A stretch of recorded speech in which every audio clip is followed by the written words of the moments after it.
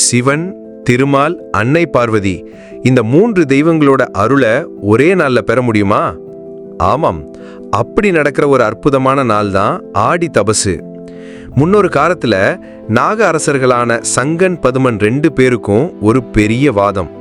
சிவன் பெரியவரா திருமால் பெரியவரான்னு சண்டை போட்டுக்கிட்டே பார்வதி தேவி கிட்ட போய் முறையிட்டாங்க.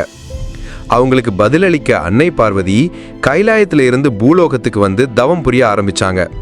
அவங்க தவம் செஞ்சப்ப மற்ற தேவர்களும் பசுக்களா மாறி அந்த தவத்துல கலந்துக்கிட்டாங்க. அதனாலதான் அன்னைய கோமதின்னு கூப்பிடுறாங்க. கோமதியோட தவத்தை பார்த்து மகிழ்ந்த சிவனும் திருமாலும் ஒன்றாக இணைந்து சங்கர நாராயணர் என்ற திருக்காட்சியை கொடுத்தாங்க. அந்த நிகழ்வு நடந்த இடம்தான் நம்ம சங்கரன் கோயில்.